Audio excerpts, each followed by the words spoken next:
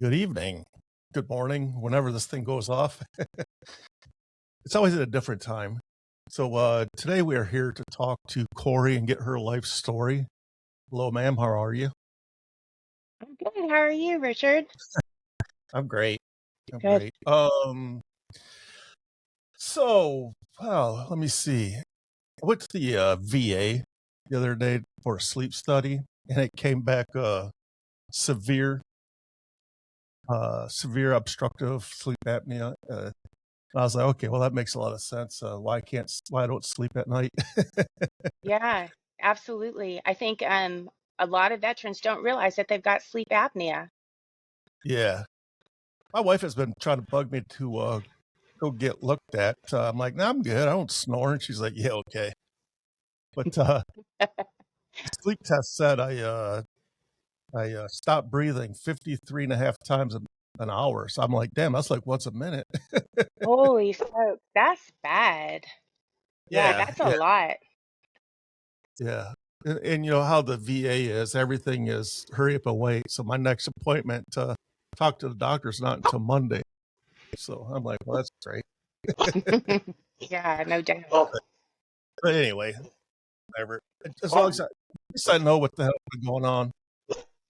I got diagnosed with sleep apnea too, and mine I think was only 15 times, and Okay. that was considered moderate, but enough to have to use a CPAP for a while. And I'm trying to get another sleep study, hoping that I don't have to continue to use it. Yeah, I hear like some people love them and some people not so much, but as long as it helps me sleep, 'cause I am like trash all day long. I could take 3 naps during the day. I mean I'm just wrecked all day long. It's Yeah, crazy. that makes total sense.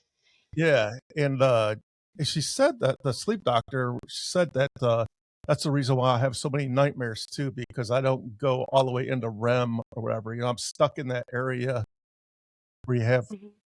nightmares and stuff. I'm like, oh, well, that makes complete sense because I have nightmares every night.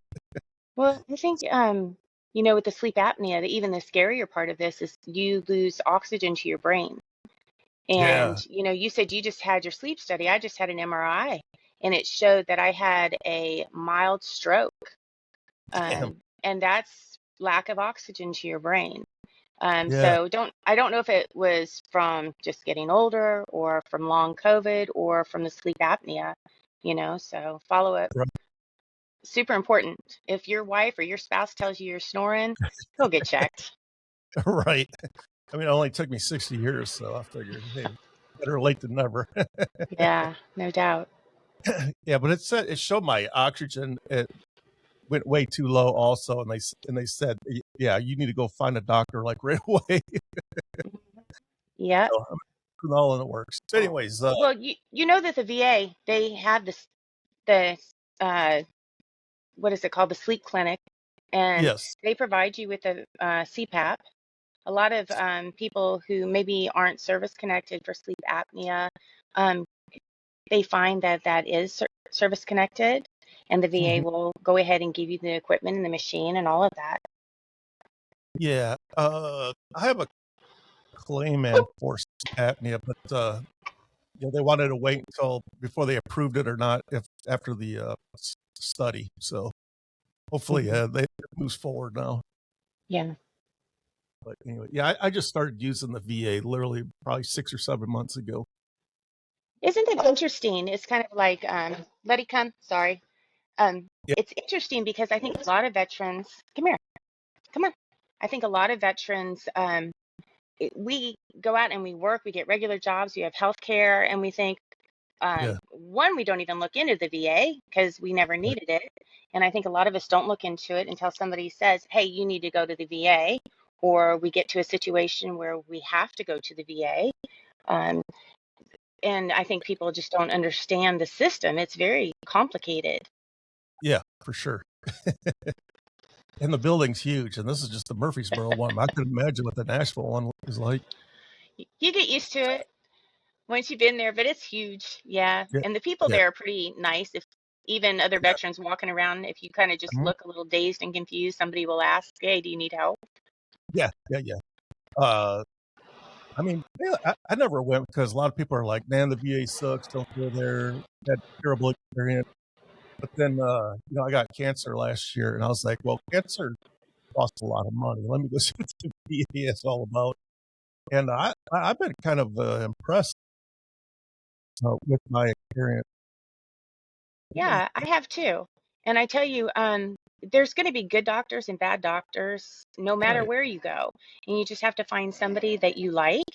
And then if you get in there and you just aren't hitting it off with your provider, you can request another one, go through the patient advocate and request a different doctor or provider. It may take a while, but Hmm. I think it's just like anything. You've got to search your doctors and figure out what works best for you. Exactly. Hmm. And Exactly. being And your also, own advocate too. yeah, that's the biggest thing. You have to be your own advocate. That goes a long way. Yeah, it does. Where'd you grow up? Like, where did you join the Air Force from? So, I ended up, my dad moved me to Virginia when I was around five-ish. And I grew up in Northern Virginia, right outside DC, where he worked in the Capitol. And so that's where I ended up joining. I joined delayed enlistment right out of high school. And Yeah, so I had signed up I think my junior year of high school. yeah. And your boot camp is in Texas. It's at Lackland, And, San yeah, Antonio. San Hmm. Antonio. Yeah, I've never been there, but I hear it's very nice. it is Very hot nice. in the summertime. Yes, it is. I went to boot in August. It was very hot. Yeah. I think I would have died. Oh, What made you decide to join the Air Force? so I had a situation. My dad ended up having a stroke when I was younger, and I ended up getting put into foster care. I came from a military family, and then when I was in foster care, I had to make a decision of what I was going to do with my life. And, it's 17, 16, 17 years old. You don't know what you're going to do. Right. And I had a friend who was a recruiter in the Air Force, and we used to go hang out in Georgetown together back in the day when we were grandfathered in. And talking to her and just seeing her career, and I thought, you know what, I'm going to join. And I had all the branches asking me to join. You know how you go in and everybody's kind of like, come here, come here. Yeah. And but I knew Stephanie, and I'll never forget her. Her name was Stephanie Watson, or is Stephanie Watson. And just talking to her and trying to figure out what I wanted to do, I thought that was my best option at the time. Yeah. But how long were you in foster care for? I was in foster care for about, I want to say, 2.5 years, but I had always been close with my foster family, the whole time I was Oh, in the military. that's good. So you knew the family before you got fostered to them? No, I didn't know them. There was a girl who went to my school, and they had asked me to walk her to school one day, and we were talking, and her mother was a nurse, and they lived in my neighborhood. So they went through the training to become foster parents when they heard about my situation. I had actually stayed for about 6 months prior to going into foster care in a halfway house because that's all they had. So here I am, like, I was always a really good, clean cut kid and got good grades up until the time, that I was going through all of this stuff. I was in this halfway house because they had nowhere else to put me. And, unfortunately, when my dad had the stroke, he was Army, prior Army. He could not control his emotions, which led to, some physical abuse issues and stuff like that. Right. Um, so in order to get me out of the house into a safe situation, they went ahead and put me in this place. But the kids there, whew, I tell you what, if it wasn't for my Pink Floyd and my headset and stuff back in the day, I don't know what I would have gotten into. So Yeah. it was rough. I couldn't imagine, man, uh, growing up like that. Gotta be pretty tough. Yeah. Well, he raised me to be pretty tough, and I'm plus we're Yeah. Gen X. Come on, we were tough. We were Yeah. latchkey kids. We took Yeah. care of ourselves, right? That's true. Maybe you're not. I am. Yes. Okay. How was boot camp for you? Boot camp was interesting. My recruiter, she told me, she said, just keep your head down day one, when we got in after the whole, pick them up, put them down, getting through your processing and everything, I took the very first bed I could find. And so, the Air Force people may not be able to relate. I don't know how everybody else's boot camps were, but I took the first bed when I walked in the door. So I was right underneath the PA system. Mm. Um, they called us into the day room where they deliver the mail and they give announcements and all that kind of stuff.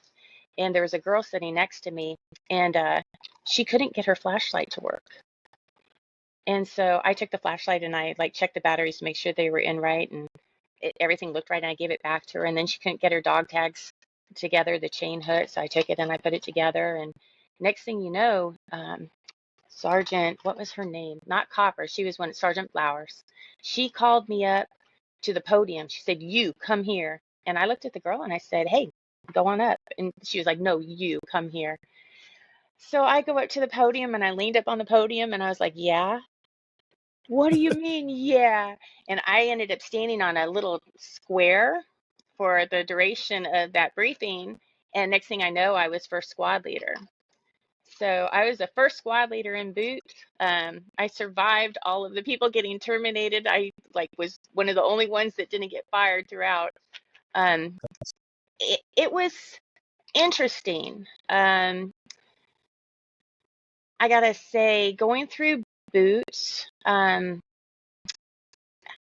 was active. I played basketball. I was captain of our dance squad. I was very active. The only thing I was worried about was getting across the monkey bars, which I practiced and practiced and practiced before I went in. Um, but it was challenging. I mean, I got yelled at in the chow hall. I was brave enough the one time I was brave enough to get up to get something other than water. You know how they would make you drink water before you could Yeah. eat? And they said you could go up and get something else to drink. Well, nobody else ever really did that. And I got brave enough to stand up, and my back was to the TIs where they called it the pit. And a girl at the table was like, "Hey, will you get me something too?" And I was like, "Sure." So I waitressed part time, and I put two glasses in one hand and went to push in my chair to go up and get a soda. And I heard, "You come here." And I was like, "Oh no." Everybody else was facing, looking at me. And I was like, "Oh no." And so I put the glasses, one in each hand, and turned around. And they said, "Put those glasses back the way you had them and get over here." And I went over and I had TIs all the way around, just screaming at me. And I just stood there. I was like, okay, it was like, I don't know, it's almost like you were numb to it. Like I just stood there and took it. And then I was just thinking about, man, I hope I get time to get some ice cream before I go out the door. So, but other than that, I mean, it was challenging. It was an experience. The TIs would come through in the middle of the night, and I get everybody ready and check their night displays. And I don't know how the other branches did it. In the Air Force, back when I was in, we had to set up our night displays and have everything ready to go for the next morning. And they would come in, and I'd always hear them because I was right next to the door and right under the PA. And they would come in, and I'd hear the tapping of the shoes, and I'd do one of these numbers. I'd be laying in bed and I'd hear them, and I'd do like one eye open and kind of watch, and then the next eye open. And as they went past, I watched to make sure they didn't pull any 341s on my people. Um, so, and then in the morning, getting up, I always had to report in, and it's like first squad, all present and are accounted for, at the top of your lungs, and your voice isn't always working first thing in the morning. So I'd be going down the stairs, kind of making noise to get my voice ready. Overall, boot. Um, It was an experience. I think the most rewarding thing from boot, I taught the entire squad, I taught them Amazing Grace. And my main TI, his name is Staff Sergeant Gordon, and he was a pretty cool person. He was a Baptist minister. And I remember the first time I got in, he was talking about Amazing Grace. And I picked up on that. And the very last day of boot, we sang it to him. Man, you want to see a big old guy just get crocodile tears? He did, and that was pretty cool. Boot itself just taught me that, I was resilient. I already had been through so much, so it didn't really affect me that bad going through boot. I learned a lot. I was the type of person, like when somebody would fall behind, I'd grab them and drag them through. We had this one girl, Red, one night in the dorms. and it may have been during the day, we were making our cots, and they had to be made a certain way and all of that kind of stuff. And this girl Red, she just freaked out, and she started tearing up the cots and jumping all over the place and acting all kinds of crazy. And I grabbed her and pulled her down to the ground, grabbed her around the chest and wrapped my legs around her legs to try to hold her down so she's sitting in front of me. The next thing I know, Sergeant Gordon is there, and he's like, "What's going on?" And I said, I got it. She's fine. And she calmed down, and she ended up graduating with us, which is good. We had Tammy. I'm not going to say her name, just in case somebody might know her. She was our dorm chief. This girl. She ended up. I flew with her from Virginia to Boot. We sat next to each other on the plane, and she ended up getting some cookies, I guess, sent to her near the end, and she snuck them into the dorm. And she got caught eating cookies in the flight office. And in the middle of the night, all the squad leaders and Tammy got called down to where nobody wanted to go. You just did not want to go where all the TIs were in the middle of the night. I avoided that place, but we got called down there. They said, just put on your fatigues and your t-shirt. You don't need to worry about shoes. Just get down here. So we got down, and they put us into this room and lined us up. And they said, all right, the dorm chief has been caught eating cookies in the flight office. And I'm thinking, good grief, we're awake for this? Are you kidding? So I need to know, Gordon says, I need to know, what do we need to do? We either recycle her or we let her go through. And they started with the fourth squad leader and said, what do you want to do? She said, recycle her. Third squad leader, recycler. Second squad leader, recycler. They get to me, and I said, you know what? We all started this together. We're going to finish it together. And he said, all right. He said her last name. And he said, you've just been saved by your first squad leader. Get back upstairs. That right there was who I was, who I've always been. And it just gave me a sense of pride, because I firmly believe you don't leave anyone behind. People are going to mess up. They're going to make mistakes, Yeah. you know? So the long answer, Boot was all right. Boot was kind of cool. Yeah. It takes a while to settle in, but once you do, it's whatever. Yeah. I fell in. I ended up falling in the muck on the very first obstacle course with the monkey bars, by the way. Yeah. So I had to go through the entire course dripping wet with like slime on me. But that was fun. I don't even remember it. It was a blur. The girl in front of me stopped halfway and fell in, and I went to grab the rung, and it was wet, and I just slipped and fell in right after her. So I was like, great. But I ended up passing. That was the only one that I messed up on. What year did you go in? I went in 1985. Yeah, so I thought so. Yeah. Very similar. I went in January of 1985. Okay. Yeah, we were, gosh, yeah, very close. Yeah, January 28th, 1985. You remember it well. I was in Yes. Wildwood, New Jersey. That's where I went right before I went into Boot. I got out, I graduated, went to Wildwood, New Jersey on the, where they had the filmed later in life, the Jersey Shore. Oh yeah. Yeah, so that's where I was prior to going into Boot. So at least I got that out of my system. Where did you go after boot, and what was your MOS? Well, I gotta go take a step back. In Boot, I hadn't picked an MOS. I went in open. I don't recommend going in open, by the way. I could have picked anything. My ASVAB scores were really high. I probably could have picked anything I wanted to do. In Boot, they had me climb a telephone pole, scared to death of heights. I didn't know how badly I was afraid of heights, because as a kid, we'd go out on the roof, and we climb trees and do all kinds of stuff. Man, they sent me up that pole. I was not coming down. They had to send somebody up after me. So they said I could do that. They offered me a slot to go into survival training, to be a survival training instructor. I said I didn't want to eat bugs unless I absolutely had to. That was not my forte or my what I wanted. And so then they said I could be security police. Didn't want to do that. They said I could be a crew chief, and I was like, "What's that?" And they said, "Oh, you work on aircraft." And I was like, that's what I want to do. Now, I didn't realize until I got into my training up at Shepherd that I was going to be a crew chief as in a jet mechanic. I thought I was going to be a stewardess. Like a that's the only thought that I ever had what was, working on aircraft. I didn't think of a mechanic. Yeah.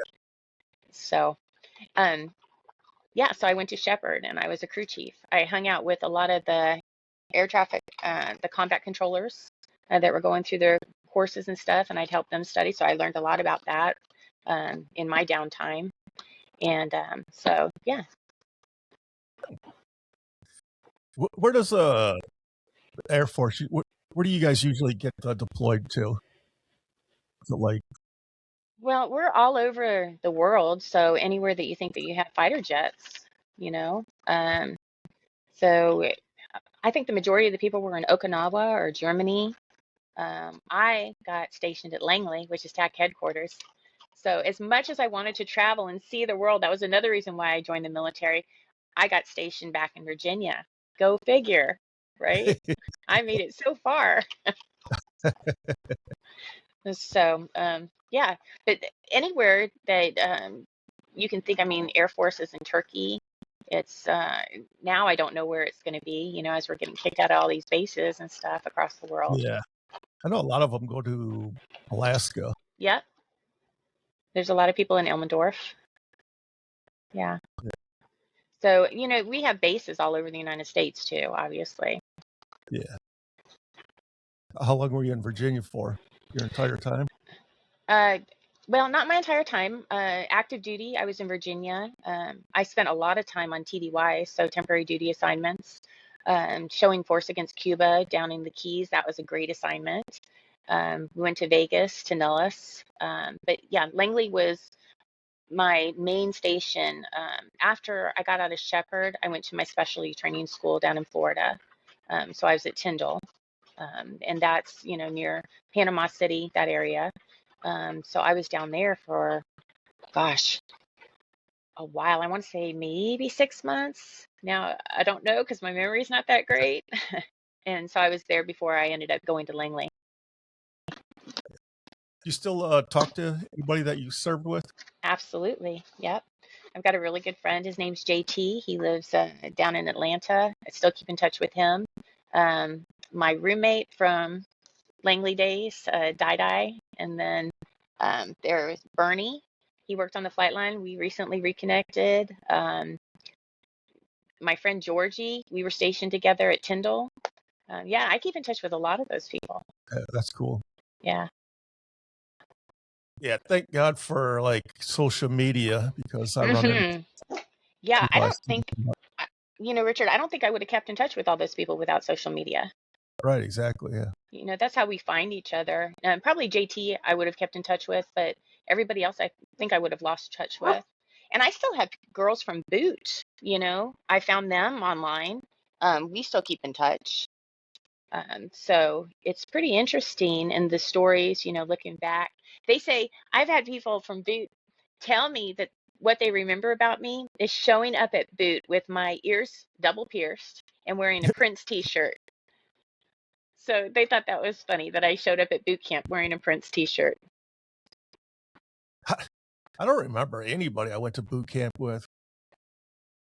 No, nobody. I couldn't tell you what name. Really? Yeah. Did you get a picture from then? Yeah, I do. I have the whole. I have photos of the yearbook or whatever, but yeah, none of them ring a bell. Wow. Well, I think you were in the Navy. Is that right? Yep, correct. So I don't know how the other branches are. I know everybody thinks Air Force was easy, but I have nothing to compare it to. So maybe we just had more time. And plus, I probably remember him more because I was a squad leader, so I knew my people. That's true. Yeah. Yeah. So, but I look at the pictures too. There's like a handful that I remember and I recognize faces. But as far as knowing them, yeah, no. If they weren't in my squad, I probably don't remember them. Right. Yeah. Everybody says how well the Air Force food is. Is it really that good? Heck yeah. The Air Force food was really good. I some of the things that I remember very fondly is getting off shift and going to the chow hall, and they would make omelets to order.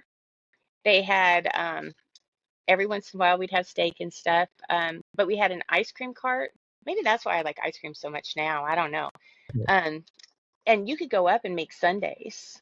So you could pick your flavor and you had the toppings and all that stuff. But the Air Force food, our cooks were really good.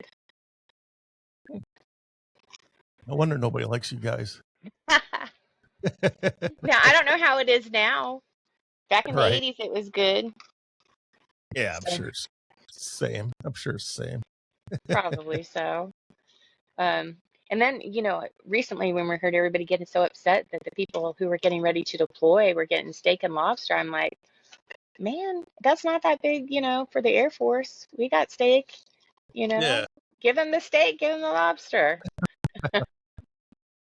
Yeah. Our steak was always garbage, man. It wasn't a good steak. I don't, so again, 18 years old, right? 19, 20 years old. I didn't have a lot to compare it to. Yeah. Back then we made nothing as far as money, so you had to eat in the chow hall.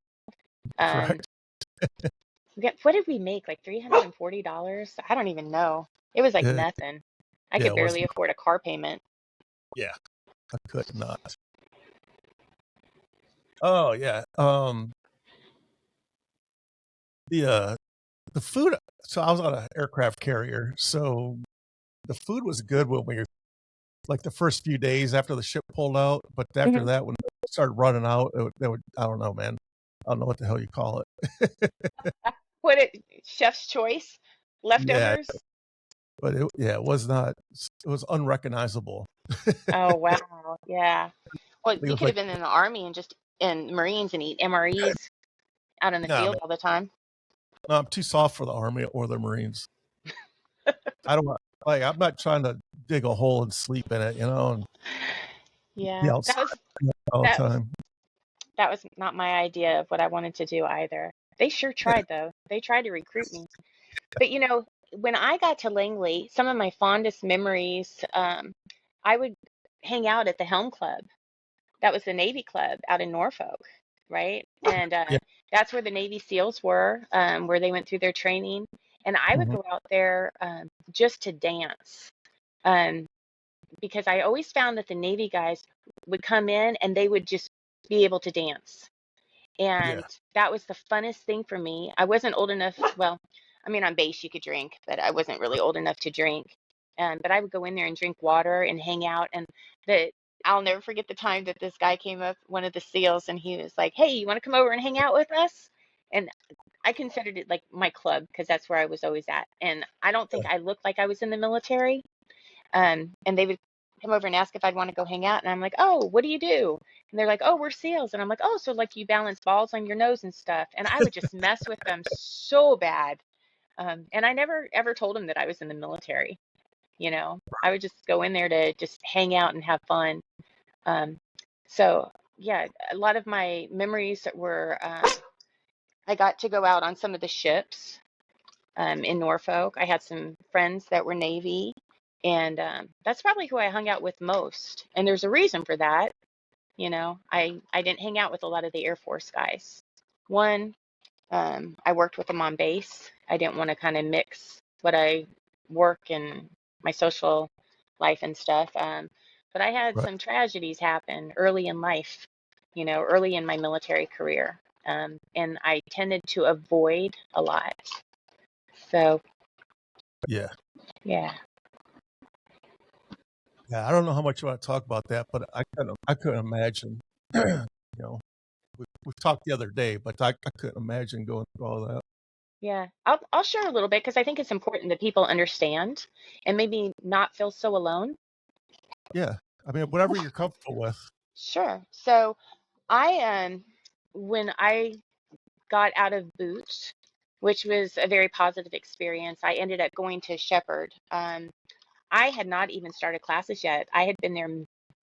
I don't even think I had been there 24 hours, and I had a girl come back then. We didn't have cell phones.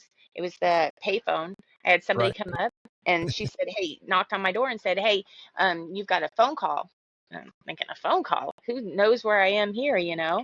So I went and got on the payphone, and they said it was Sergeant something, don't remember his name. He said, I need to meet with you. And, you know, going in open into boot, I had to get called out of my squad a lot. So that was no big deal. I just figured it was something, some paperwork or something last minute needed to be taken care of. And being very naive and very young, 18 years old, um, he said, just wear your civvies, meet me out front. I said, okay. So I went out front, think it was a black car. I ended up getting into the vehicle, and we started to drive away. And he said, oh, by the way, I need to stop at my place real quick, if you don't mind. And I'm like, oh, that's fine. You know, he was a sergeant. What am I going to say? You know, Right. so, Yeah. okay, right out of boot. Um, and I know for me, being in boot, anybody who outranked me scared me, you know, Yeah. so That's I wasn't going to question it. And he stopped and he said, hey, it's kind of cold down here. You're welcome to come up for a few minutes. It's just going to take me a minute. I'm like, okay. Not just not even thinking, not thinking that anything would happen. Ended up going up the stairs. I can remember my dog may come up and hang with me too if she yeah. senses anything here. Um, Yeah. but I remember what it looked like even going up the stairs. And I got to the top of the stairs, and to the uh, as we came in to the left, there was like a bunch of cameras and this big rug set up. And I asked him about it, and he said, "Oh, I'm a photographer on the side." And I'm like, "Oh, okay." Well, he's like, "Do you want a glass of water?" And I was like, "Sure." And that's about, I remember bits and pieces after that. So, you know, my biggest fear in my career, now I'm medically retired, but in my career was there's photos of me out there somewhere, and it scared Right. me to death, you know. Um, I woke up the next day in my dorm room. I don't remember how I got back to my dorm room. And I will tell you that I had never slept with a man prior to that. You know, I was saving myself for marriage. I was brought up in church, and it shattered me, shattered me. And I ended Imagine. up getting going through training, and I think about 3 days into training, I heard his voice. I was in the hangar by the jet, and I heard his voice, and I looked up, and I immediately hid behind the tire of the jet, and my heart started racing, and I'm like, and stuff started to kind of flood back, but it was bits and pieces, and I was like, oh my gosh, but I was scared to death of him.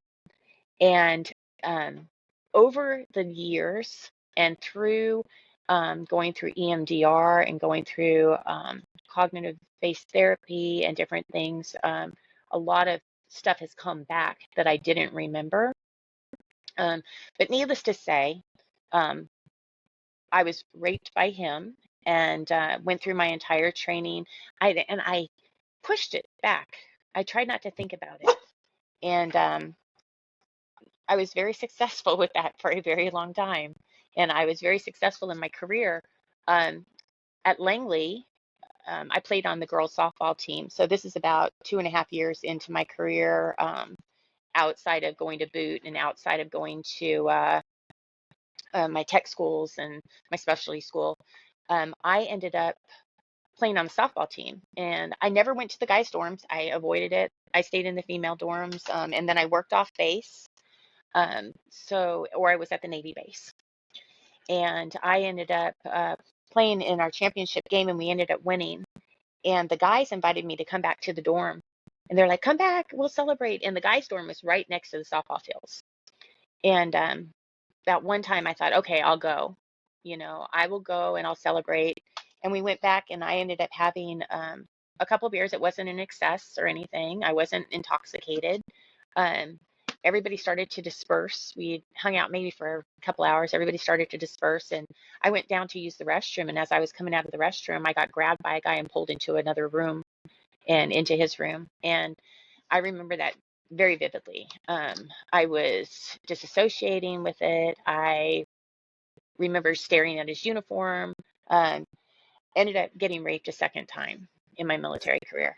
And you wouldn't think something like that would happen.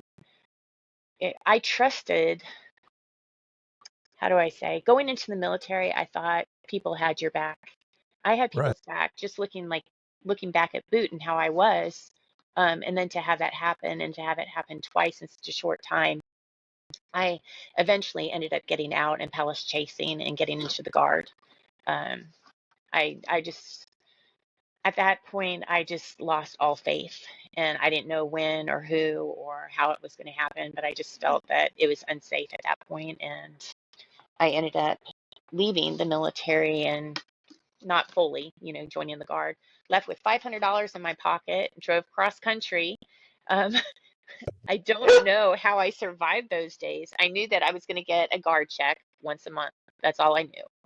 Ended up going out to Spokane, Washington, and got a job working as a night auditor for a hotel. Had no money, lived in squalor, was homeless for a while. Sometimes just having a Coke at night was the only thing I'd have all day. So it was tough. And I ended up getting a job that paid a little bit more. Got enrolled in school after I transferred to the Portland Air Base down in Oregon. They ended up, when I went to Spokane, I was supposed to work on KC-135s, and they were way too high off the ground, and there was ice, and I was like, I can't do this. So I ended up going to transferring to a different MOS. I transferred to a admin position, and I went to Biloxi, Mississippi.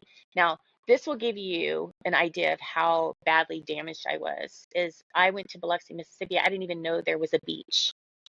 I never went off base. I went to my class and I went straight back to my dorms. I didn't socialize. Even when I was at Langley and we go TDY, everybody would go out and socialize. I didn't go. I stayed at the hotel in my room. I just didn't go out. And I didn't realize that was my coping skill. And throwing myself into work was part of my coping skill until much, much later in life and getting involved with the VA. Yeah. So I guess the biggest thing I want people to understand is that I know what it's like. And I know there's a lot of women out there that went through it. I also know there's a lot of men that went and got sexually assaulted also. And those things will come back later in life if you don't deal with them. I think everybody thinks they're strong. Everybody says, hey, I wasn't hurt, enough to get any type of benefits. I didn't lose an arm, a leg, I wasn't blown up. I wasn't in combat. Um, Right. it's a different kind of trauma. Yes. So you talked to the VA about your ordeals? Yeah. So it's interesting how this came about. I've always volunteered with veterans organizations, and I was with AMVETS at the time. I was their post secretary, and one of our state representatives was a member of our post, and I didn't hear something one day that she said, and I said, I have a hard time hearing. Um, and I found out later it's not the hearing, it's the processing. But all of this, you can see Letty up here. This is what she does. Yeah. When I get agitated, she'll come up and she will sit on me. So deep pressure therapy is what it's called. But and her barking, when you guys hear her barking, that's her alerting me that she can sense. So just FYI. But anyway, she's a good girl. Um, so I was in an AMVETS meeting and I didn't hear something, and the representative said, you need to go get connected with the VA. This is the other thing she does. She starts licking when I'm not paying attention. So at least you guys get to see how a service dog operates, Right. right? So I decided, I didn't pursue that. That's really when the first time that I had heard a lot about the VA was from the guys at AMVETS. And I was working. I ended up getting long COVID, lost my job, and my world came crashing down. Everything I had built, everything that I had done, and it was false allegations, which made it even worse because now I feel like I'm being violated again. And I ended up going to the VA. I had called them and I said, hey, I'm struggling. I need some help. And I talked to this nurse. She was a wonderful nurse. And she said, you need to go get your ID card, go to the business office and get your ID card. And this is at the Nashville VA. And I think the nurse I talked to was from Murfreesboro, out of the Murfreesboro VA. Anyway, she said, I want you to go get your ID. And then I want you to tell them that you need to go to the ER. I thought, well, that's weird, but okay.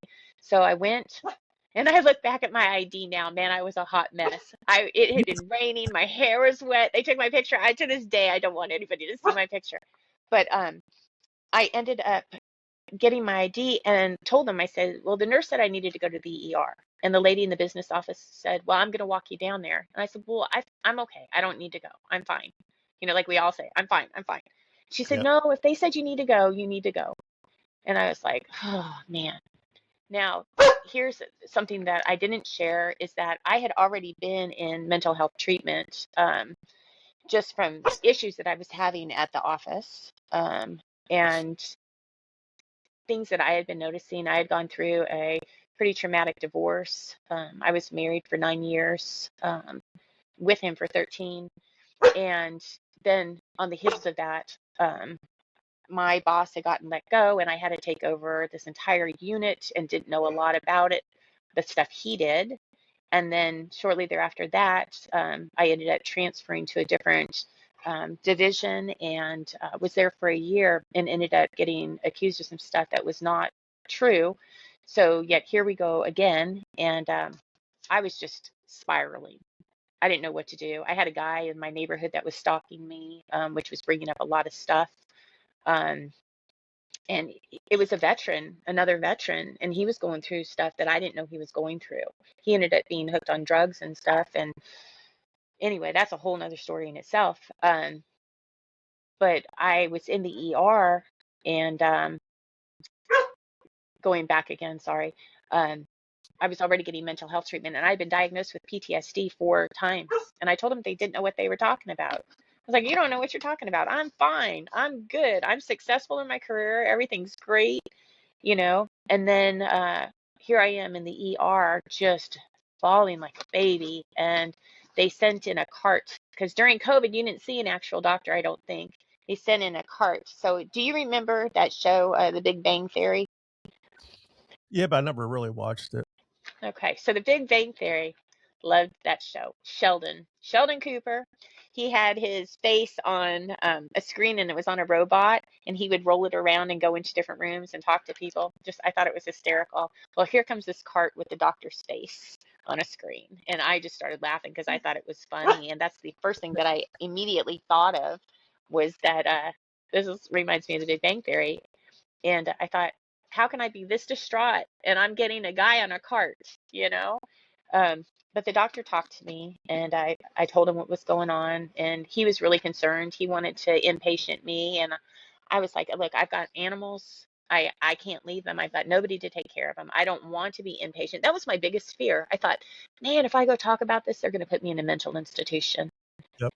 And I was so scared. And that, I think part of that is why I stayed away from the VA for a while too, because I didn't want to be put into any type of mental institution for something that I didn't do. Um, and I felt the shame and the guilt. It was so bad back then. And we're talking maybe 5 years ago now. It was horrible. So the doctor wanted to put me inpatient. He agreed to let me go home as long as I promised to come back. And then for about 3 years straight, I was in treatment at the VA, diagnosed with PTSD. I had letters from my prior psychologist that had diagnosed me previously with PTSD. I had shared the stories of stuff that had happened to me with them up to a certain point. I didn't go into detail. Yeah. The VA got me into EMDR, which was ridiculous. I mean, as in good. Letty, come, come on, come on, up. Trying to get my attention again. So I ended up going into EMDR, and I had never felt like I think I was really numb, and I didn't know how to feel my emotions. It was weird. In EMDR, it was a safe place to feel those emotions and to recognize them in a safe environment and to be able to control them. When it got too intense, you could go back to what they call your safe place, and it's a place that you picture in your mind that feels safe to you. And there's a clinician there, and it's it was a ball. I'd watch it on screen. So I did this at home, but I'd watch it on the, what do they call it? When you have appointments, but it's on. Everybody probably knows this. Oh, They yeah, like, they started doing it remotely. yeah. I just had one yesterday remotely. There you go. So I would watch this dot, and you got to pick the color of your dots. You got to pick the sound that you wanted to go with the dot as it moved. Mine was a heartbeat, and it was a green dot. And you would watch it as they would ask you questions, and you would think about what happened. And it helped you process. And something about your eyes going back and forth helps you process those memories. Um, but really, what it was is those memories would bubble up, and it would help you get used to having that feeling that would come with the memories and how to handle that and where do you feel it in your body. That was so beneficial. And then after that, I went through cognitive based therapy. Now, that's a hard one. Cognitive based therapy is not easy. Um, for those people that start it and then stop, I understand why, but it's so beneficial to finish and go through it because you write down all the things that you're dealing with and then you rate them highest to lowest. And then you start knocking them out. You start with the lowest. So it's like for me, when I got into the guard, I was attacked a third time. Um, I was asked to go down to the alert barns to put the LOX bottles in the F-15s. And I was down there, and this guy went down there with me. And he pushed me up against a jet and started to try to kiss on me, and I pushed him away. This time I fought back. The only thing I did wrong, I think, if you think of what I could have done differently, is I got back in the truck. It was a long way back to the main hangar, and it was night, and I did not want to walk back. And that was part of just being attacked in the past. Letty, it's okay. It's okay. Here, it's okay. Um, so I did not want to walk back in the dark by myself. I got in the truck and I told him, I said, take me back to the hangar right now. Right now, take me back. And he ended up uh, pulling the car off. He turned the lights off and went down a gravel road. And the reason that I bring this up is because the gravel road, the sound of the gravel was a trigger for me, but I didn't realize it. Uh, where was I? Oh, went down this gravel road, right? So I didn't realize that the sound of gravel, I didn't know why it bothered me. And see, here's the thing with your subconscious, and people may not realize this. There are things that will happen. Your heart will start racing. You start feeling those things that they teach you how to feel with EMDR. And you're like, whoa, wait a minute, what is this? And you start recognizing it. Well, through my CBT, the gravel road came up, but I didn't realize that until like near the end of all my sessions. And I was like, oh my gosh, I didn't even realize that. So one of the things they'd have me do is go drive on a gravel road with my windows down so I could hear it. And what that does over time is it desensitized you to driving over a gravel road. So when you have complex PTSD or even PTSD, you start to build up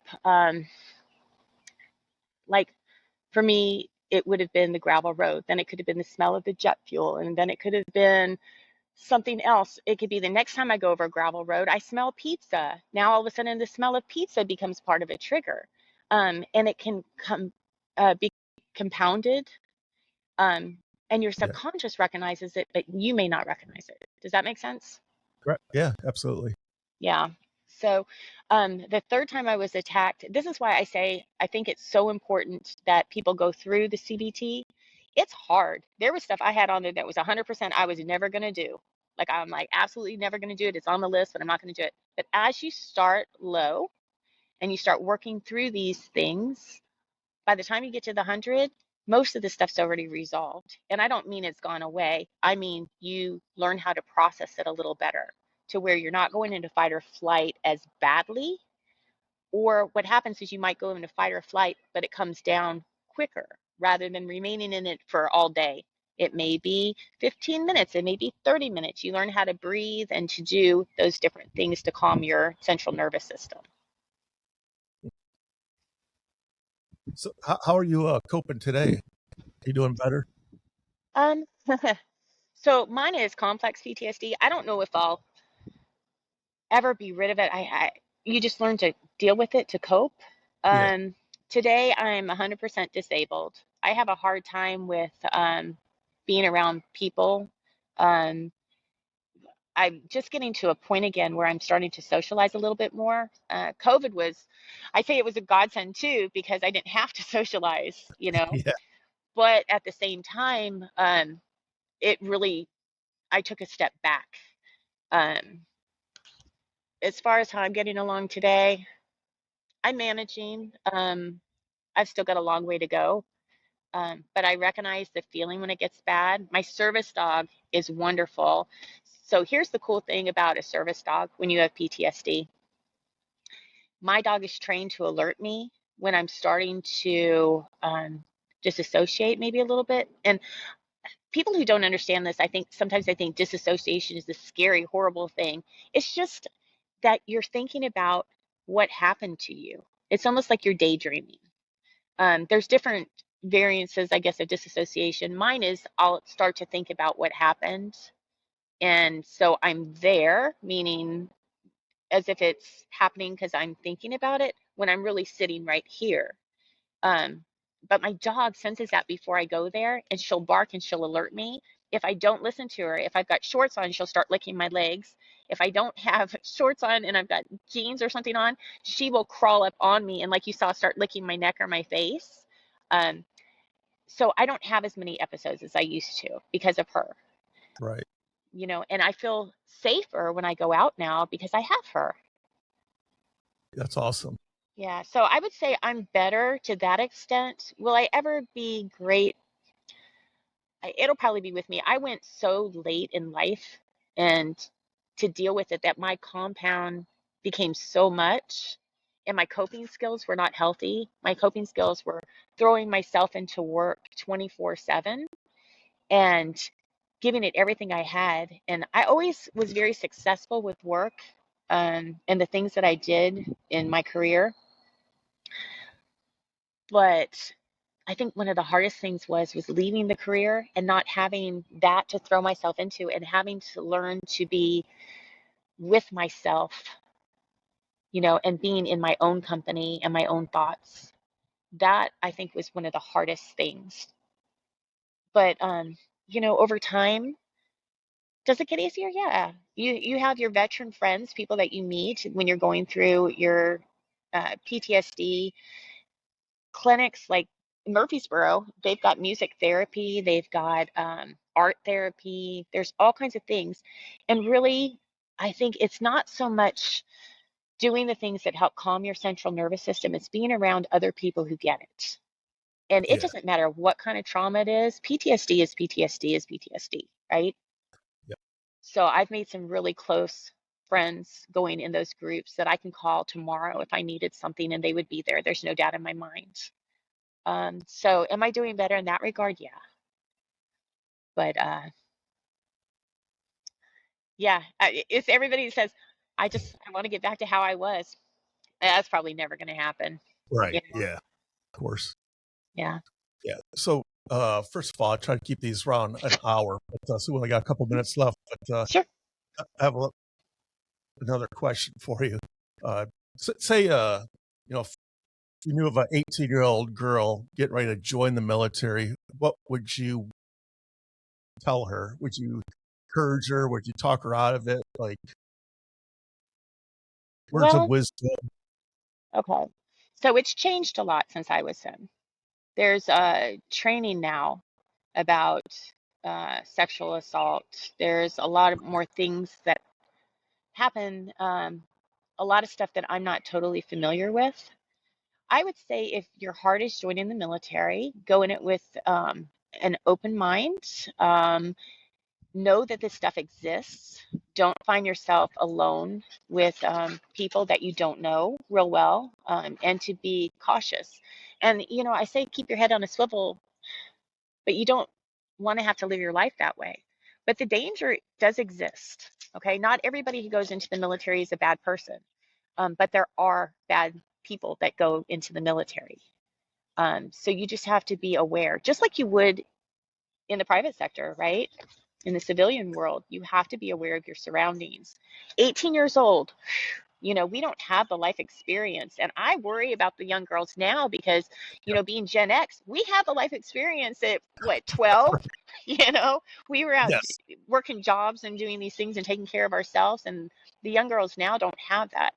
So, you know, get to know your the other females. Don't be alone with people, and be aware that the threat is real. And above anything else, back in the day, we just didn't report this stuff. Right. I didn't report it because I'd come out of foster care and I thought, oh my gosh, if I lose this, then what do I have? I don't want to be that person. I'm just going to keep my head down and I'm just going to keep pushing through. Nowadays, I would say if something happens, report it, and that goes for guys too, because the one thing that I have lived with my whole life is the fact that I did not report this guy um, at Shepherd, and I just assumed he was an instructor. He may not have been an instructor, who knows?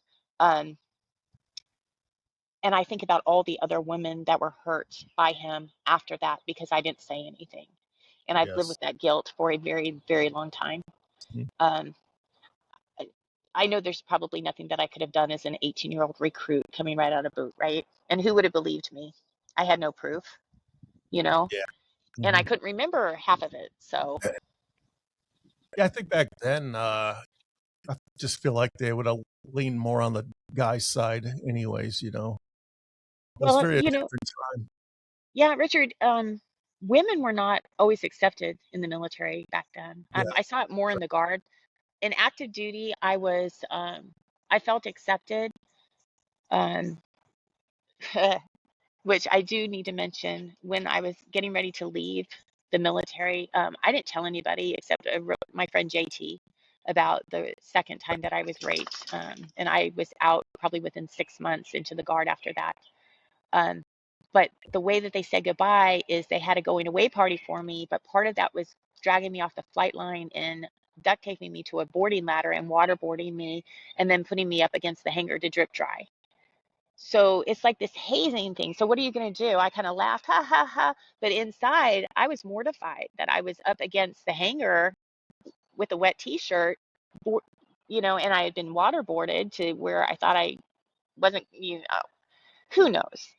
I couldn't breathe, and they kept throwing the water on me. Now, we look back, Gen Xers, we're tough.